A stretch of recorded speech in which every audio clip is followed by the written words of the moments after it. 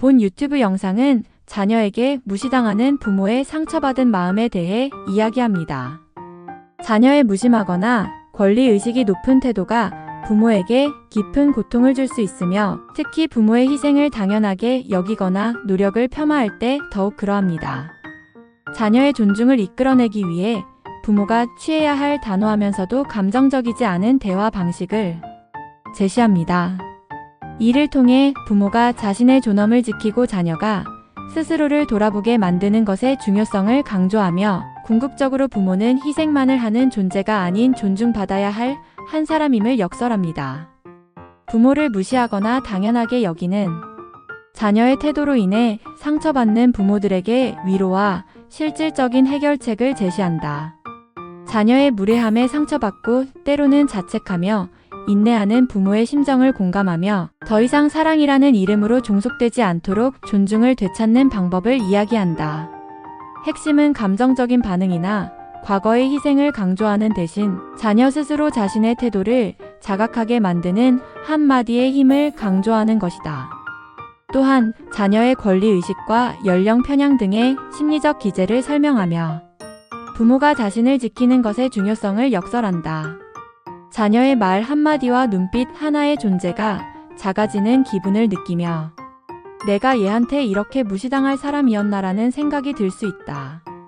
살다 보면요, 가장 사랑하는 사람에게 가장 깊은 상처를 받게 됩니다.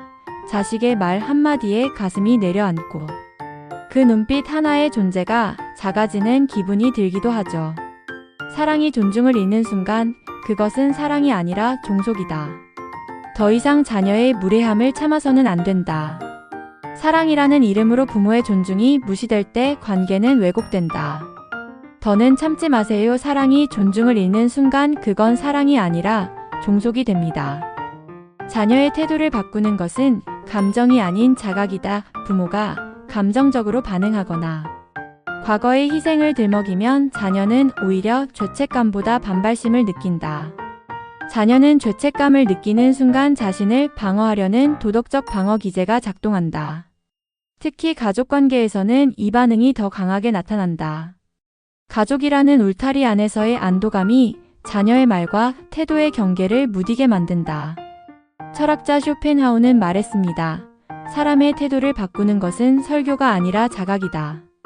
자각을 이끌어내는 한마디의 힘. 무심하고 상처 주는 말에 대처하는 법감정적인 비난 대신 자녀가 자신의 말을 객관적으로 돌아보게 만드는 질문. 그 말 너 친구한테도 그렇게 하니? 이 질문은 자녀의 태도를 멈추게 하고 스스로 잘못을 깨닫게 한다. 부모의 격을 지키는 존중의 언어이다. 그 말 너 친구한테도 그렇게 하니? 이 말은 자식의 태도를 단숨에 멈추게 만듭니다. 그리고 그 자리에서 내가 뭘 하고 있었지를 스스로 깨닫게 합니다. 부모의 희생을 당연하게 여기는 태도에 대처하는 법자녀의 권리. 의식은 부모를 자원으로 취급하게 만든다. 자비는 한번 베풀되 그 끝은 반드시 지혜로 마무리되어야 한다. 마이너스 사랑은 멈추지 않지만 희생은 멈춰야 한다. 단호하지만 담담하게 경계선을 긋는 말, 엄마가 널 위해 해줄 수 있는 건 여기까지야. 이 말은 자녀의 무책임을 멈추게 하고 성장을 요구하는 문장이다. 부모의 자존을 지키고 자녀를 진짜 어른으로 만드는 단단한 문장이다. 이 한마디 엄마가 해줄 수 있는 건 여기까지야. 이 말은 부모의 자존을 지키고 자식을 진짜 어른으로 만들어주는 가장 단단한 문장이 될 수 있습니다. 부모의 부족함을 무시하는 태도에 대처하는 법연령 편향은 관계를 해치고 상대의 자존을 침해하는 폭력이다. 늙은 이를 공경하되 그 뜻까지 헤아려야 한다. 마이너스 거칠의 예의가 아닌 내면과 입장을 존중해야 한다.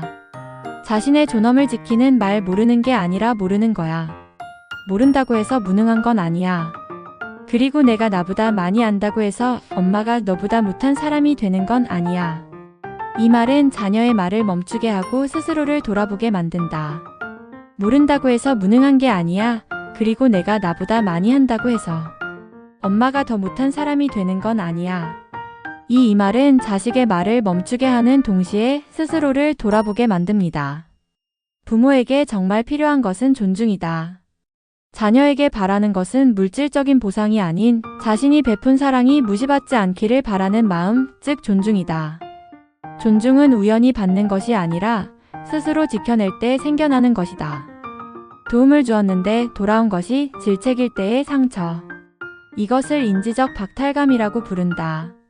상대의 노력이 부족함으로 평가받을 때 존재 자체가 부정당하는 느낌을 받는다. 가족 관계에서 특히 더 큰 상처가 된다. 존중이 없는 사랑은 결국 지배로 변질된다. 그럼 이제 너희가 직접 해보렴. 마이너스 자녀가 부모의 노고의 가치를 스스로 깨닫게 만드는 말. 부모는 일꾼이 아니다. 이럴 땐 반드시 그럼 이제 너희가 직접 해보렴. 이 한마디를 해야 합니다. 이 말은 단순한 거절이 아닙니다. 자식에게 부모가 해온 노고의 가치를 스스로 깨닫게 만드는 말입니다. 스스로를 존중하는 삶의 중요성. 누군가를 위해 희생하고 인내해온 시간들이 헛되지 않았음을 기억해야 한다. 이제는 누군가를 위한 하루가 아닌 나를 위한 하루를 살아도 괜찮다. 자신을 존중하고 마음을 돌보고 자신을 지키는 삶이 가장 아름답고 단단한 인생이다. 마음속에 새겨둘 문장 내가 못하는 게 아니라 내가 아직 공감하지 못하는 거야. 마이너스 자신의 격을 지키는 말. 결론적으로 자녀와의 관계에서 존중이 무너졌을 때 부모가 취해야 할 지혜로운 태도와 언어를 구체적인 사례와 철학적 근거를 제시하며 부모 스스로의 존엄과 행복을 지키는 것에 중요합니다.